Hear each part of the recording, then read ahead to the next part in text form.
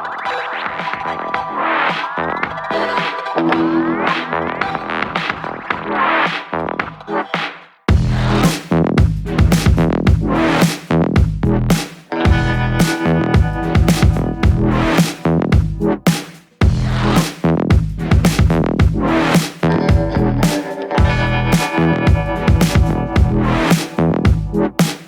everyone to this episode of your Freedom Hub's Cash Patient. I'm your host, Jeff Cantor, along with our co-host, Charles Froman. We are being sponsored by the Marketplace for Health, Wealth, and Freedom, so we certainly encourage you to check that out.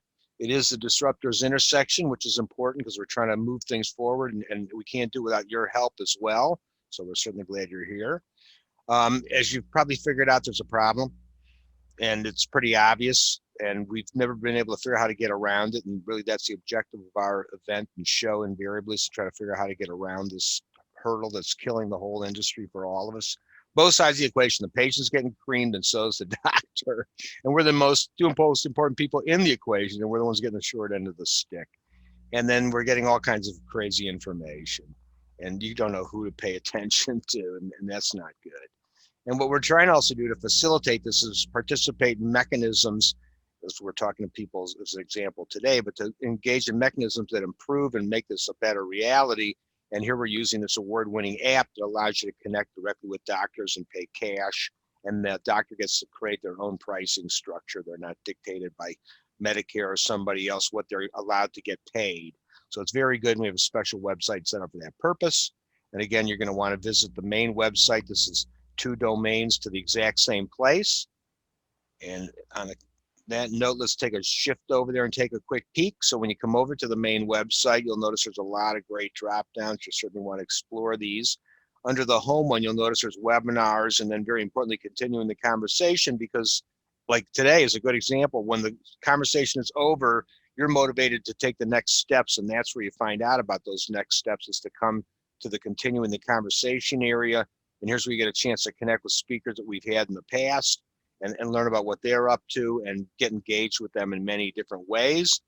Also important under the Freedom tab is Fighting for Our Freedom. And these are various organizations that are fighting for freedoms for us. You need to be aware of them. We're adding all the time. And then also these are all the action items. And sadly, you need to deal with all of these. But there's a lot of options, a lot of things that are out there that are going to affect us, and we need to be ahead of the curve on these, so you need to get participating over here too. So on that though, let's take a look at the webinar page. So when you come to that page, there's a lot of intro information, and there's a breakout on the 2 separate calls that we do, and this is the one at 7 tonight. And then as you scroll down a little further, you'll find a little listing of who's coming up, so you can get ahead and plan your calendar. And then down here at the bottom is the links where you're going to get to see this. So when we finish this and release this over the weekend, at all 4 of these various platforms, you're going to be able to see today's video. So all you need to do is come back to this website, and everything's available from here. So let's see what we've got in store for us tonight. And I'm going to have Charles do the honors. Of course, Jeff, and welcome, TW. It's a real pleasure to have pharmacy finally on our weekly webinar, which we've been hosting for, at least a couple of years. And ever since Forbes featured our combo of sharing and HSAs to make cash shopping patients, we've been approached by disruptors in all facets of the healthcare market, but we haven't had a pharmacist. And we have a good one tonight. T.W. Taylor, for over a couple of decades, has run my local pharmacy in Williamsburg, Virginia, that goes back a century. And as Jeff and I have disrupted the small group and individual market, we've gotten to know the disruptive brokers for the bigger companies. Mostly they're called Rosetta brokers. And I've come to find out that local pharmacy is an integral part of the package that they give to employers when they kick out the BUCAs, the insurance companies.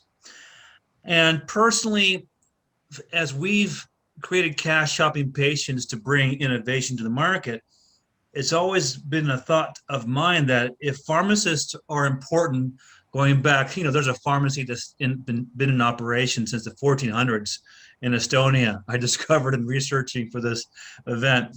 And they compound, they mix chemicals and natural ingredients to personalize medicine. And if we're trying to personalize medicine, get out of the status quo, the pharma enforced protocols from top down with the licensing regime, shouldn't compounding personalized medicine be part of the long-term solution for a vibrant market? And I thought about this some more a decade ago when I was in India, because I teach Kundalini yoga, and I got a compounded concoction from some local pharmacist, apothecary person there in Rishikesh, and it was to help my chronic disease that I won't discuss in detail. But turns out that TW not only is a compounding pharmacist, but he has a similar idea. How do we use pharmacist skills, better tests, more useful for determining nutrient deficiency to tackle the real epidemic, the chronic disease epidemic that has exploded in this country, affecting over half the population? How do we reverse chronic disease? So, Jeff, that's the intro. Very good. Well, I'm excited to find out myself. So on that note, I'm going to stop sharing the screen. I'm going to give control over to you. All right, guys. Well, I'm T.W. Taylor. I'm a pharmacist on Williamsburg Drug. We have 2 locations here. And Williamsburg, we do a lot of really interesting things. We actually draw blood. We do urine, stool, and saliva testing. And I speak nationally. As a matter of fact, internationally, I just spoke in Cairo, Egypt in December. And our job is to help patients be their healthiest. And my screen just blinked out. And so my job is to help patients be their healthiest. And what we've learned is I got tired of my patients coming in, getting a drug, and then a year or 2 later, they're getting another prescription for the drug that we just gave them. And that's because the symptoms are being treated, not their actual root cause of the disease. And when we started investigating why I couldn't get certain patients to get results when they should, it turned out that they were deficient. They were deficient in something. So since we pharmacists know all the metabolic pathways, we should be able to help fix some of these root cause problems and help people be their healthiest. Some of the problems we see is most every patient that we test their gut, their microbiome, there's a bunch wrong. And everything kind of starts from your gut. That's where you absorb your nutrients. You transfer stuff in and out of your bloodstream. You have a 1-cell thick wall that lets things in and out of your bloodstream. If those cell junctions are not tight, you leak stuff into your system. It's called leaky gut. That's not supposed to be there. I believe a lot of your autoimmune diseases come from that process. You end up with some protein or something that's gets into your blood. It looks like your thyroid. You have Hashimoto's, your skin, eczema, psoriasis. It looks like your gut. You have Crohn's, MS, Parkinsonism. I mean, it's about 140 plus autoimmune system diseases.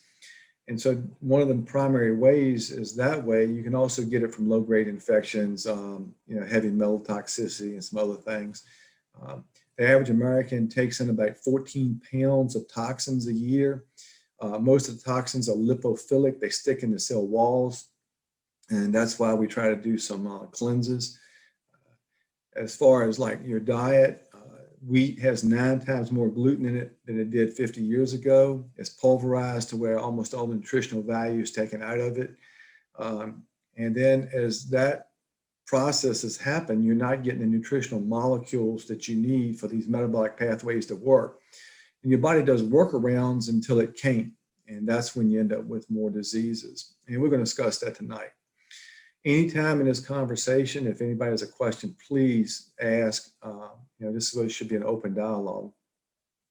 So our job is to help everybody be their healthiest, fix the metabolic pathways, take care of drug depletions. Lots of drugs deplete you of things. There's a number of drugs that increase sex hormone binding globulin. And if you have an increase in that, it binds with your sex hormones, which makes them unavailable to be used. And we do a lot of testing, so you're not guessing at what supplements you need. For instance, nationally, about 85% of the patients are magnesium deficient, and that is super important. It's one of the first things that goes, especially under stress. And so, but if you're in the 15%, you don't need it. And so how do we know? Well, we test. And when we test you for supplements, for instance, we test intracellularly, not what's in your blood. To give you an example, we had a lady come to us that was sent by an oncologist. Her B12 level was terrific. It was very high, but she was really tired, like she had a low B12 level. When we tested her, sure enough, her B12 was high in her blood, but she had almost none inside the cell working. And the reason was she was lithium deficient and could not break the cobalamin to cobalt. So you learn some fascinating things by going down these pathways. And so we consult with patients, and the way we do it is to objectively, they get a 3-ring binder with all this information, and we objectively show them that the time, money, and effort that they spend, they're healthier because of it. And again, you don't know what you don't test, and we can actually have fun with it. And you can do this at home. Get you a good pH strip about an hour after you've eaten or drinking anything. Check the pH of your saliva. Well, you can check your P2, but saliva is a little easier. And if your pH it should be around 7.2. If it's below about 6.8, it means you're oxidizing. That means you're mineral deficient, especially magnesium, zinc, etc. So if you're having leg cramps, muscle twitches, those are all indications of magnesium deficiency. We also can test you with a nitric oxide strip. I mean, it's just so important to have a good nitric oxide level for perfusion. If you have poor perfusion, especially in your feet, you start getting neuropathies. Some of the drugs that we run across are ACEs and ARBs, which are like lisinopril, or it's just a whole host of them. And they all deplete zinc. And zinc is, again, super important, not only for your immune system, which we know because of COVID, but also men can't utilize testosterone without having a good zinc level, a good vitamin D level, and boron. And so it's some neat things that we found. And again, this is something else that we can test for you on the spot. So I like to talk about what my job is. And my job is to be a partner with you. I should be a partner in your healthcare. And today, as we were discussing the standards of care, what that really means is that they're going to treat everybody the same. You come in, they're going to go through the ICD-10 codes and check off the answers. They don't halfway look at you, and then they give you whatever pops up you're supposed to get. If you need a skin tag removed, that's a dermatological consult. They don't have time to do it. I mean, it's just pretty ridiculous. And so they're really treating sickness. They wait till you're really sick, and then they treat that. And they're good at that, but that's a little too late. And they don't work on any disease reversal. When I talk to them about supplements sometime, they say that they don't work and they're junk and stuff, which, by the way, is actually true for most of them, because if you go to GNC, Costco, Rite Aid, Walmart, almost 80% of what they sell is junk. Now, we carry all professional pharmaceutical grade supplements that are third-party tested, and so we have actually does work. And people are not standard. And this is where we make a big difference by looking at root cause, not just treating the symptoms. A good example of that is you go to the doctor, you got a little bit of stomach problem, maybe a little heartburn. So they put you on a proton pump inhibitor immediately, like Nexium or something. 2 or 3 years later, you're still on it. And you probably have forgotten why you're taking it. And it's decreasing your magnesium levels and B12 levels. And so you're starting to get side effects, and then they start treating that. Well, it would have been a much better process is to find out why you were having that in the first place and treat that. And that's what we do at our pharmacy. Usually the people, so our job is to optimize your health. So who do we see? Well, generally they've already seen 15 practitioners or 10 or 20, and they still don't feel well. And they don't know why. They're starting to feel like it's in their head, and it's really sad. I'll give you a great example. A colleague of mine, well, actually a mentor of mine, his name is Dr. Grabowski in Houston. He had a lady come to him that had a twitch. It was a bad twitch in her face, and it wouldn't go away. She's had it for 2 years. He says, well, who have you seen? He says, I've seen 11 neurologists. I've had every test, CAT scan, MRI, blood work that you can imagine. And I'm just still suffering with this twitch, and I got your name. And he goes, well, this is going to sound crazy, but the problem is you have a magnesium deficiency. And she didn't believe him. So he said, well, here's the magnesium I want you to take. It was a very absorbable salt form. And this was on a Wednesday. And he says, well, call me on Monday and let's see if your twitch is better.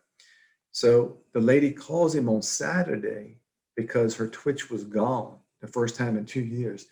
And the point I'm trying to make is sometimes it's just that simple.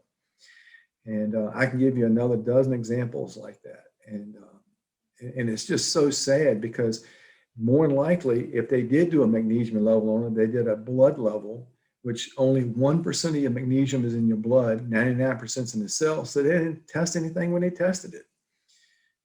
So our job is also to help you. If you're 70, we'll help you be your best 70. We'll help you end up being your best 90.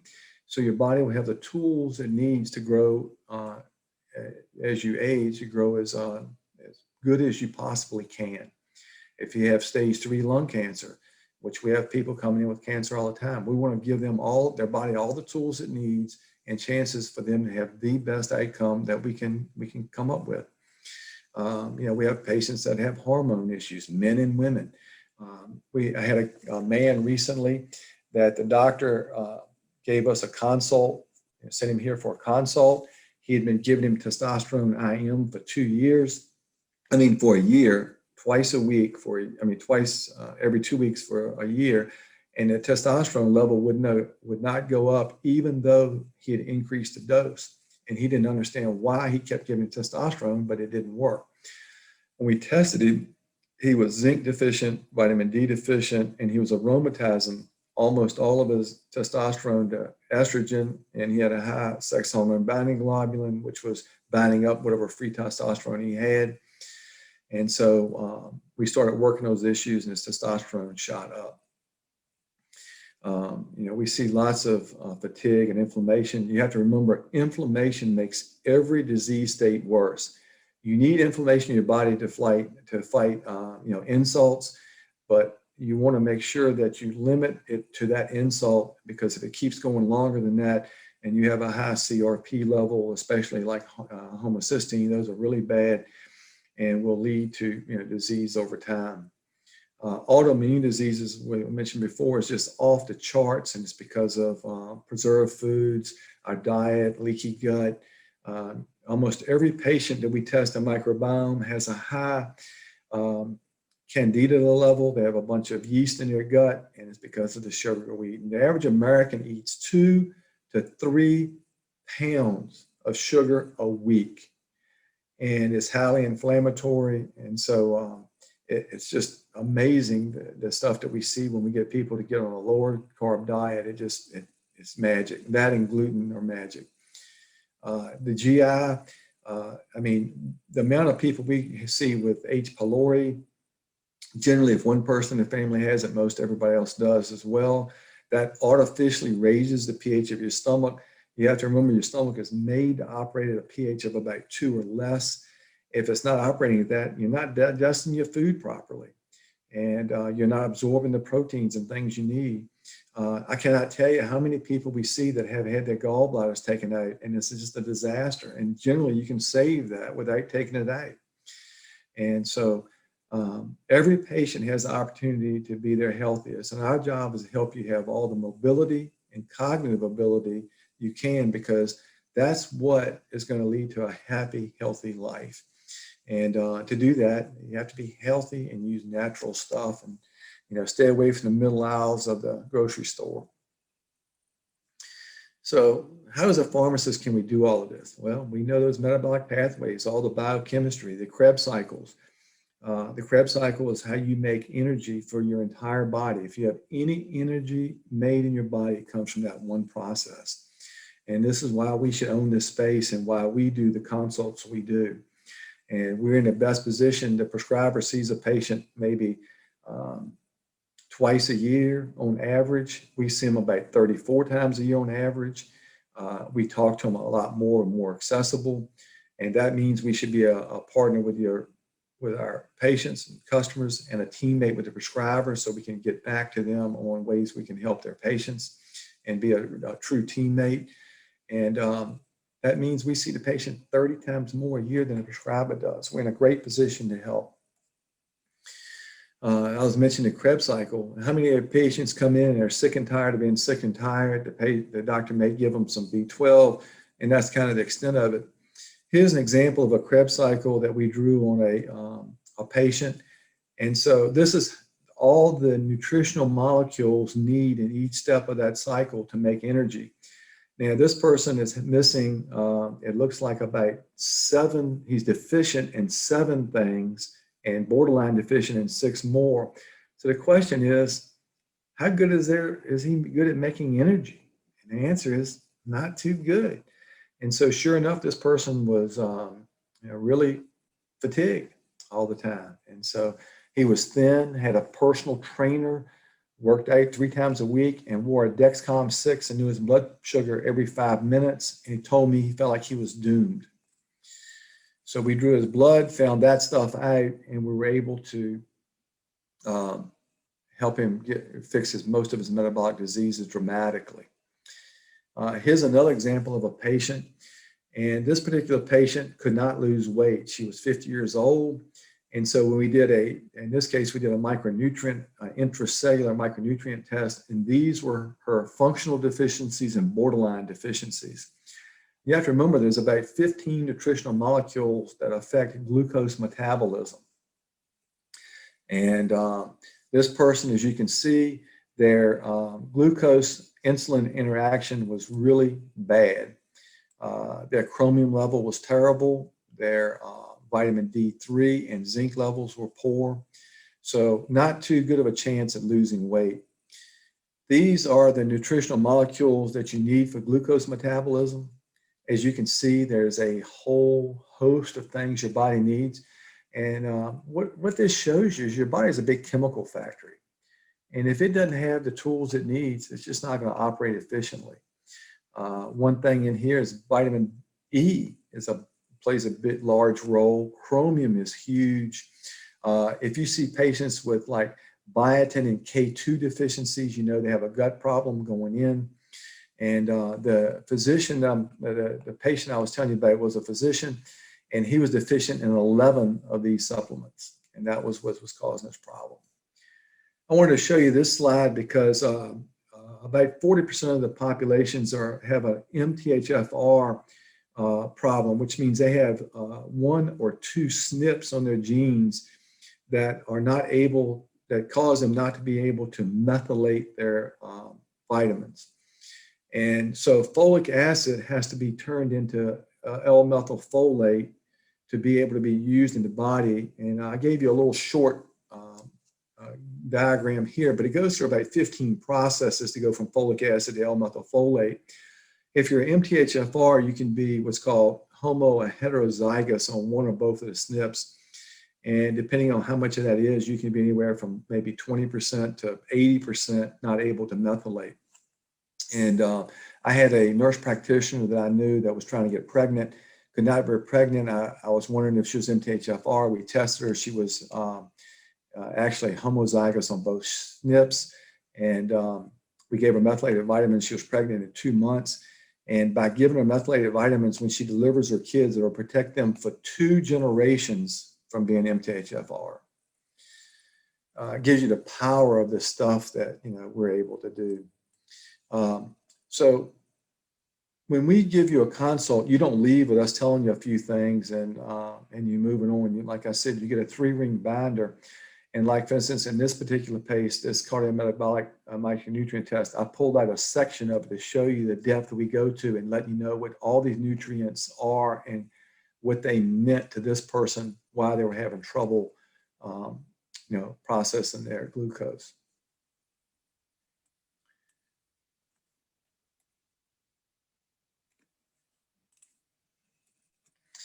I wanted to mention the endocannabinoid system. There's just huge amounts of discussion about CBD. There's somewhere between 3,000 and 4,000 companies making hemp products, legal hemp products, by the way. That means it has to contain 0.3% THC or less, which means it is impossible to get high on it. But by having the microdose of THC and all the 113 known cannabinoids, the flavonoids, and the terpenes, that's called a full spectrum product.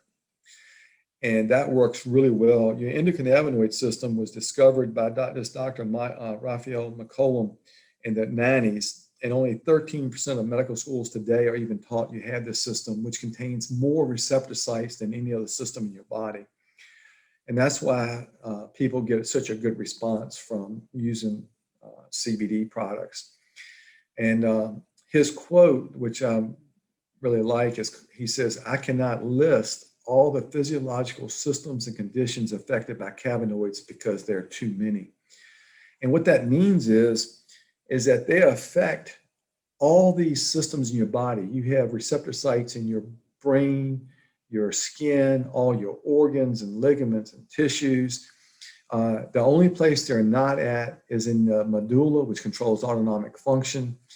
And that means that it is impossible to OD, which is why nobody's overdosed and died on marijuana. By the way, medical marijuana has about 5% THC. In the good old days in the 60s, when people were trying to get high, their marijuana may have had 1 or 2%. So that shows you the difference today. And you can get products like, I can't remember the doctor's name now. They have one out, and it's 90% THC. The reason that the microdose works is that's kind of natural to the plant in the female flowers.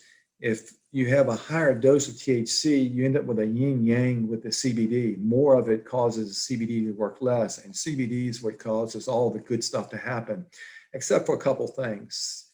The CBD does not give you hunger, the munchies, where higher doses of THC and marijuana does.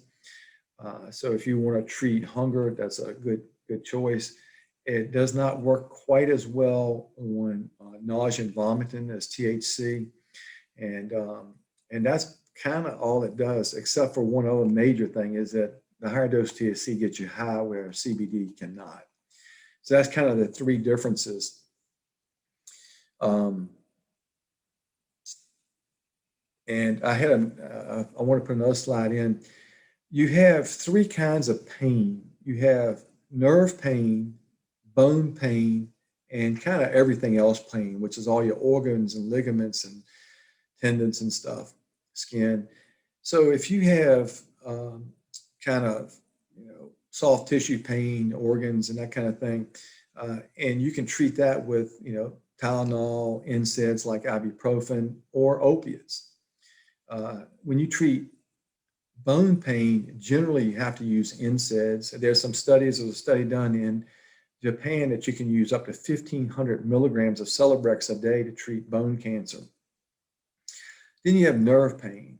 Well, when people go to treat nerve pain, they treat it with things like Neurontin, which is a anti-seizure medicine, or gabapentin, which is which is Neurontin, or like Cymbalta, which is antidepressant, or amitriptyline, which is antidepressant. So generally they're giving you anti-seizure and antidepressant medications to treat nerve pain. The trouble is it's only 8 to 10% very effective. Whereas there was a study done with fibromyalgia patients, and CBD was 6 times more effective than anything else in our pharmacy for nerve pain. So we always offer to our patients with nerve pain. And it helps with all the things you see on the screen. And so it's a really good option. I wanted to throw that in because not only do we carry professional grade supplements, but we carry professional grade CBD. We only use Ananda Professional. We're doing a double-blind study with Eastern Virginia Medical School right now, and that's on Alzheimer's and dementia. Well, CBD doesn't cure Alzheimer's or dementia, but what it does do is it helps with the behaviors, and the behaviors are so much better that the caregivers have a much higher quality of life. And that study is progressing now. The results are looking really good. The way they're monitoring these patients is that the Old Dominion computer department has come up with a smartwatch that they wear. It keeps up with their sleep, their G movements, voice inflection, so they know when they're having outbreaks or doing something, so they don't have to worry about subjective data. They get objective data, and they do have the caregivers keep subjective data to match it up. And it's a double-blind washout crossover study. So we're exciting to say they're also, Nana's the only company I know of that's spending all this money on these studies. They're doing another study in Thomas Jefferson University on breast and colon cancer. And the results from that has been fabulous. What it shows is about 50% of the people that get chemo get a disease called CIPN, chemo-induced peripheral neuropathies. Once you get it, you have it for life. If you give CBD prior to chemo in the correct doses, which they did this study with 40 milligrams 3 times a day, it prevents CIPN because it's a neuroprotectant. And so that has really been outstanding to see. I've been so impressed with it that I give CBD to any chemo patient. And so that's a little bit about what we do. Is there any questions anybody has? In fact, there are some questions, so hold on one moment here. I'm going to have David jump in. TW, any comments regarding hiatal hernia, acid reflux, and diet-dependent restless leg syndrome? Yeah, restless leg, generally the first thing we want to do is find out where your micronutrients are, because we want to make sure that you have all the tools you need. And also we find that CBD works well, especially for spasms. I have a lot of MS patients that use CBD, and it prevents their spasms. And actually they've gotten off of, baclofen and some of the drugs that have more side effects. We have a lot of patients on proton pump inhibitors and H2 blockers. And what we found is that we've got a combination of 2 products that you can take for 1 to 2 months, and it generally heals your esophagus. And so after 1 to 2 months of these supplements, generally you stop the burning and pain that you're getting from the reflux. If it is a functional problem, the valve is not working, then that's going to be more of a long-term treatment. That's kind of how we approach it. Again, it's always positional issues and stuff as well. In general, the only thing you really need to be on proton pump inhibitors for long-term is if you have Barrett's esophagitis, which only 0.1% of the population actually has. And so that's how we approach it. Very good. Charles, I see your hand up. Fantastic, TW. It seems that you serve primary health care in a way much more expansive than the typical pharmacist, which is great. A couple things. Some of these natural assessments are a bit pricey, although it's worth it, because when you can assess deficiencies and get the cleansing going, you can achieve health where you can't really after seeing 15 practitioners, who Lord knows how much that costs. Yeah. Tell me about the affordability issue, because that's one of the things that Jeff and I are featured in Forbes for. Between health savings accounts or these money doubling accounts, we're creating cash shopping patients so they have the slush funds to be better customers, and we want them to go in more integrated to to get the kind of care you offer. Number one, affording these expensive but important tests. Number two, how do you integrate with the local primary care operators, the naturopaths, the chiropractors, the DPCs, the regular family doctors? Tell me about that interaction with them as they work with you and what you do. Yeah, we actually work with a whole wide swath of practitioners. So it could be neurologist or podiatrist or pain specialist or addiction specialist. It's really pretty much everybody we can help. We do a lot of pain and addiction, as well as a lot of neurology stuff. We can even do neurotransmitter testing to find out what neurotransmitters you're deficient in. And so I have a pharmacist that goes to not only myself, but another pharmacist that goes out to practitioners and gives seminars and talks and information 3 days a week. And a lot of our practice, about a third of our practice is for compounding is veterinarian. We take care of all the animals of Busch Gardens, and we do everything from bearded dragons and rats to eagles, wolves, and servals. And so it's quite a wide, and it's not that I'm that smart. I'm in a group of pharmacists, kind of a small group of pharmacists that's actually worldwide. And so if we have a question, we can usually find out. And I'm in with some other groups that are functional practitioners that are either A4M or IFM or something certified fellows. And so and we collaborate with all these people. There's a number of functional practitioners in our area that are either partially or full cash pay. And I actually have one of the physicians that sees her patients in this area on Wednesdays at our location. And I have another physician that's going to start using our location, once a week as well, because we make a nice complement and able to coordinate on patient care. So does that answer your question? On the coordination, yes, that's very interesting. And I didn't think about the specialists. I was focusing on the primary care, but it sounds like a lot of specialists are working with you. And then the veterinarian angle, that is fascinating. Then the affordability issue. Are they using credit cards, HSAs, a true third-party reimbursement? Yeah, in general, because these tests are not standard tests. If you want to get a CBC and a differential, they'll pay for that. A vitamin D level, they'll pay for that. But they don't really pay for the things that we do. And so it's all cash. We do accept, any kind of health savings account and stuff. And we work with people within their budget. So if it would be nice if we did a, $400 test, but they can't afford a $400 test, then we will do the best we can. We have a very comprehensive questionnaire that we use, and it gets us kind of close to where we need to be. We might not know exactly, but then it'll save you some money. The other thing that we can do is we can offer care credit, which we do a lot of, so that patients can go ahead and get it done now. And we've decreased we have a plan that we put in place that's a monthly fee, so that it's not a lot of money up front, and we can spread this out for them some. Our goal is to get patients to be their healthiest.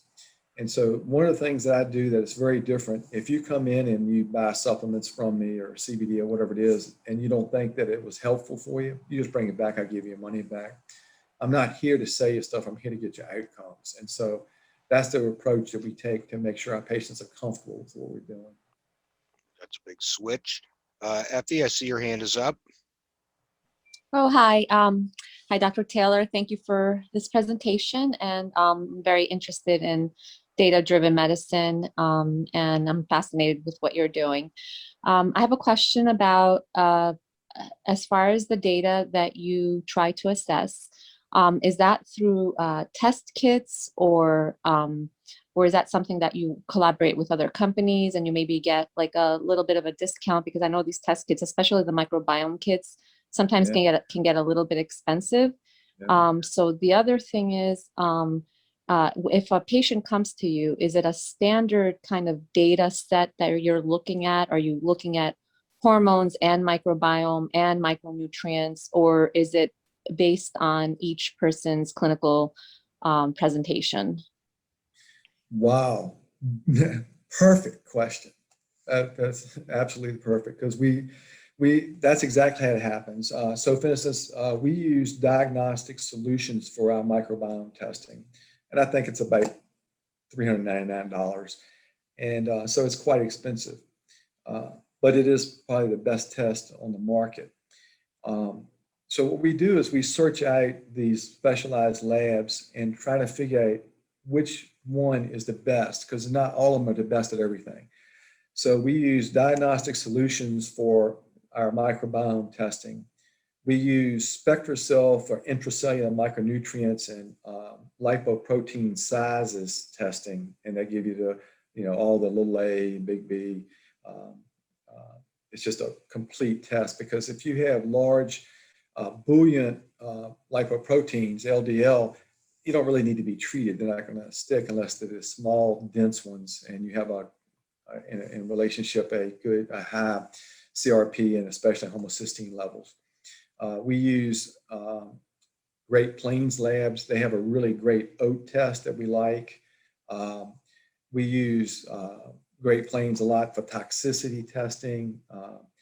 I really like to use ZRT Labs. They have a really good sleep balance test, a good neurotransmitter test, and terrific hormone testing, including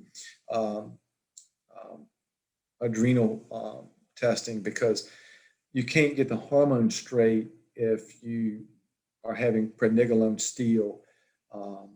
And also along those lines is that you really need to make sure you get a complete test, because let's say that the person has a really low cholesterol level, because cholesterol is the first hormone. I see these guys coming in on all these statins and they have a cholesterol level of 100, and the doctor's going, yay, yay, yay, but they can't make their own hormones if it's less than 150 or so. And so that's how we kind of parse it. SpectraCell does the micronutrient and the LPP. We use Vibrant Labs. They have some really good tests that we like. It depends on what we're doing, which company we go with. As far as how we figure it out is, we really like to spend about 15 minutes with you, no charge, just having a conversation. And generally we want you to fill out this questionnaire that we use. And we run it through a program that we have that kind of gives us a general feel based on that, this 300 questionnaire that we give you, that kind of gives us an idea of where your biggest problems are. And generally it's almost always the same stuff, but each person needs to be addressed differently. Generally it's, GI, micronutrient issues, and toxicities. We had a lady that was sent to us for a consult that her TSH was like 0.3 or something ridiculous, but she felt great. As soon as they decreased this huge dose of thyroid medicine, she started feeling bad. And so we had to try to figure out why it took so much thyroid medicine to make her feel okay, but her TSH was so far off. So of course we did, T3, T4, reverse T3, TBO antibodies, the whole bit. And this lady could afford it. So we did a battery of tests. And what it came back was she had so much toxicity, and because it gooks up the membranes of the cells, that the T3 couldn't get into the cell to work. And so we did a protocol that Dr. Zinker uses, and it was a membrane cleanse, and it took about, I think, a 2-month process. And sure enough, her TSH started getting a normal range, and her dose went down. So it worked.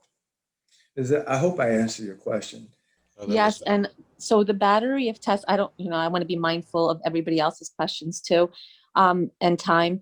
So the battery of tests, if you were to do the complete battery of tests, how much would that be? Oh God, it could be thousands of dollars, because the micronutrient is, I think, $369.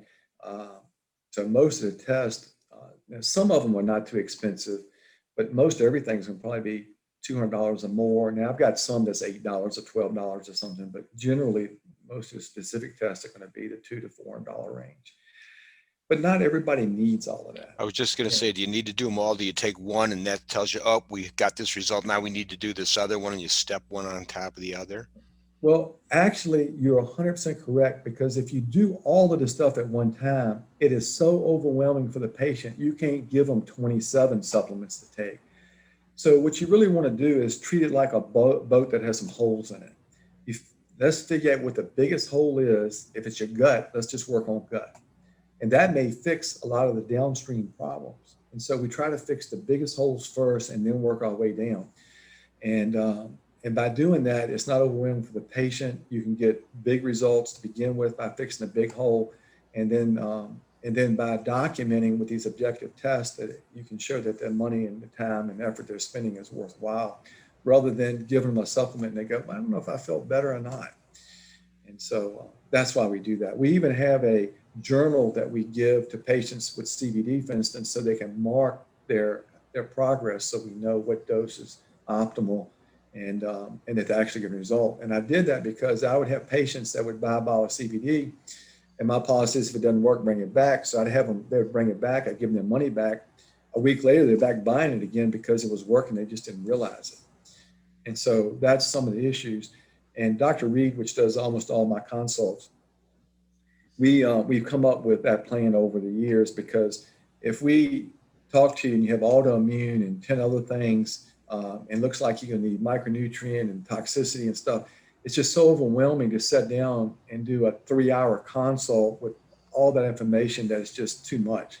So you have to take it at bite-sized chunks, and even if they could afford it, it works better. Right. Charles? TW, you mentioned pain. Back in my lobbying days, I helped the pain relief organization defend pain doctors and pain patients from the DEA's, a bit of hyperbole against opioids. And there was a lot of stuff I learned about the problem with NSAIDs. And now we have a problem with people with legitimate pain being squeezed by the pharmacies and getting their heroin on the streets and dying from fentanyl. What are your thoughts about the government's involvement? Is it helping with the epidemic, or is it just kind of squeezing the balloon and interfering in your creativity to help these addicts? What is your problem? What is your take? Well, it's the FDA and the DEA talk about both sides of the knife. So I was at a DEA conference a couple of years ago, and at one side of the knife, they're telling us to make sure that the patients that need help, we're taking care of them. And, I even asked a question, and they said, if you're not able to get meds, you let me know. And all the wholesalers put us on these tight limits. So you can't even treat but some of the patients that come to you because you just can't buy the drug. And so on one side, it might treat the patient. On the other side, we're not going to allow you to buy the med. And they are bound and determined to decrease the amount of opiates. Now, granted, they were overprescribed. There's no question.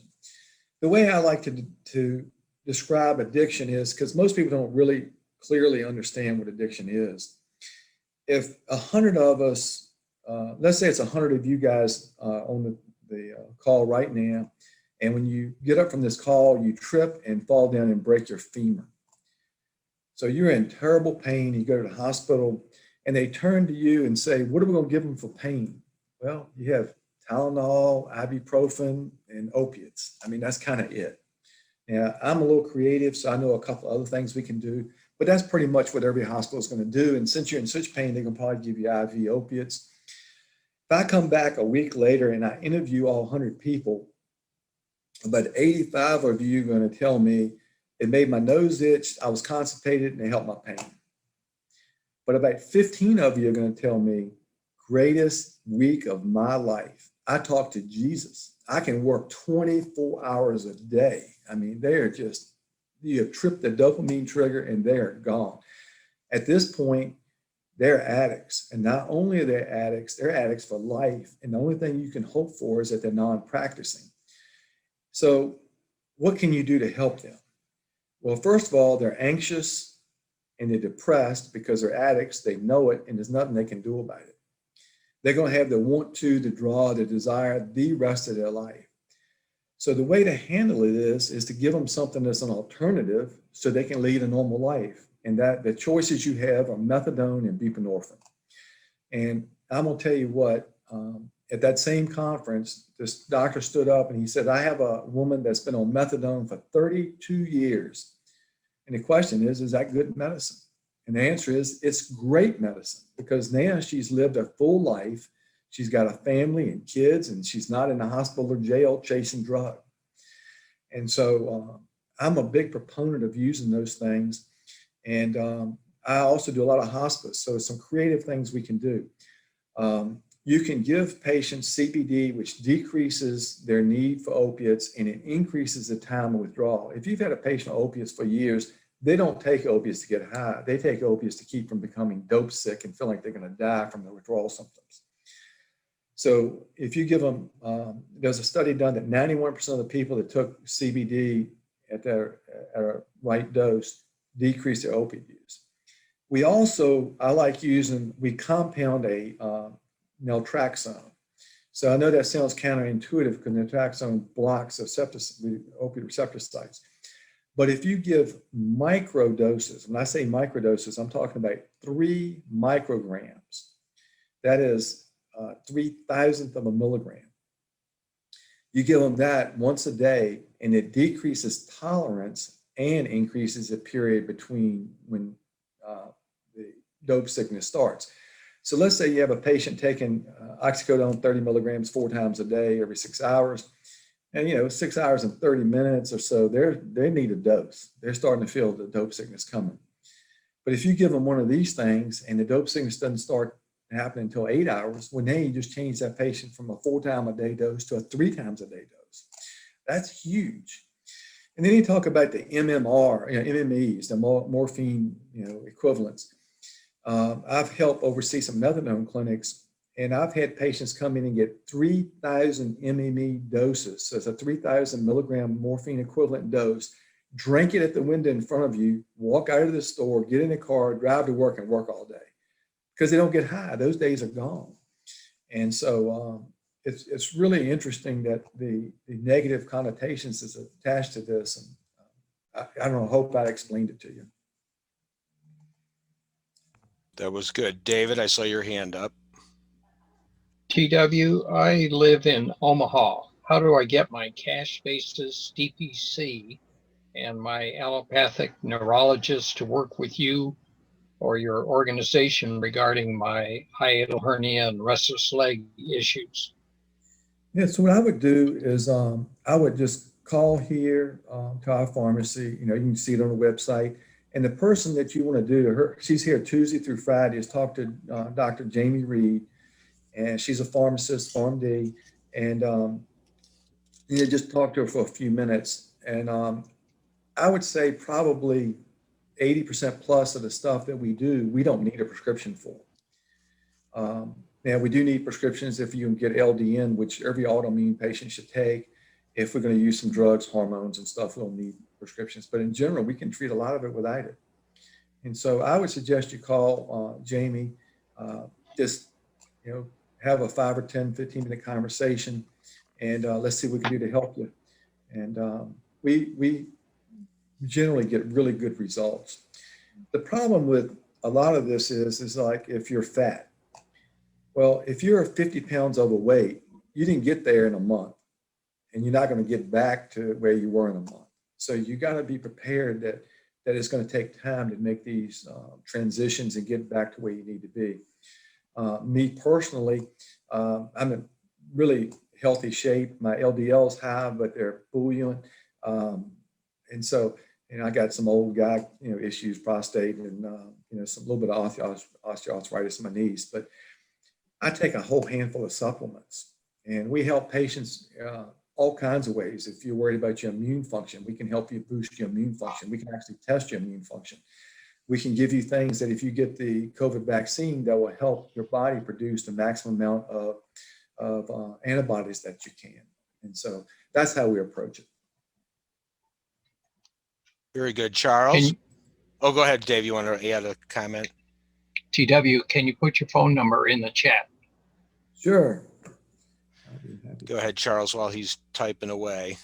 Yeah, so in the intro, I had talked about the potential of the personalization that stems from your compounding skill inherent in pharmacy.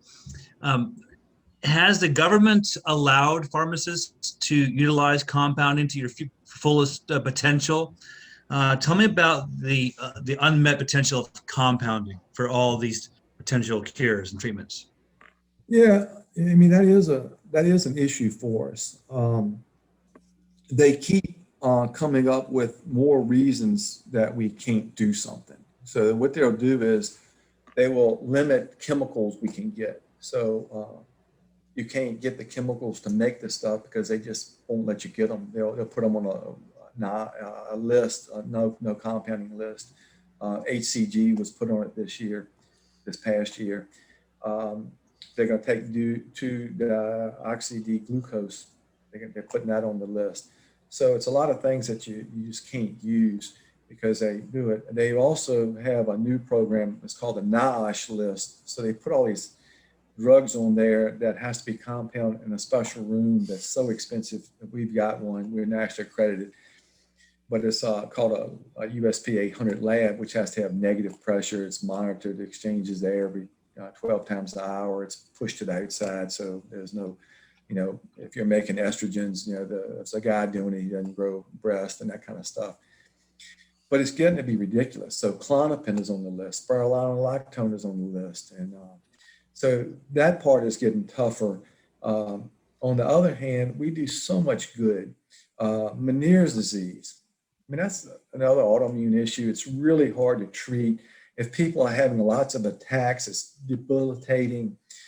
It's a horrible thing to live through these attacks. We compound a product that's called beta-histine that's 70% effective. And so without being, or you have a patient as alpha-gal. I mean, my God, if you take the regular medicines, I mean, you're going to be sick because a lot of it has some kind of an animal protein in it.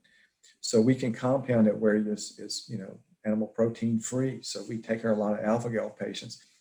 So the list just kind of goes on and on that we do, but you're right, it's getting to be a bigger problem. The big issue today is they're trying to take away our ability to do hormones. I mean, just take it away.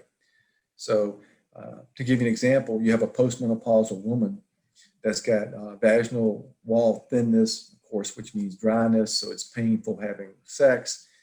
And so what are you going to do for them? Well, we can make a E3 estrione product that has more affinity and is not as potent as estradiol, works better, and it can be life-changing for these people. And so they're trying to take that away from us, and that's really sad. What would they be taking it away for? What's the rationale?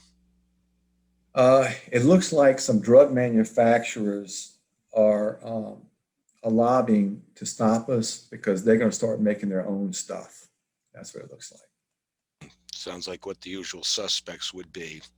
What you do is you coordinate with doctors, and then separately do you coordinate like with other compounders around the country, either to work on subsets of people or just only share information, or how does the industry work?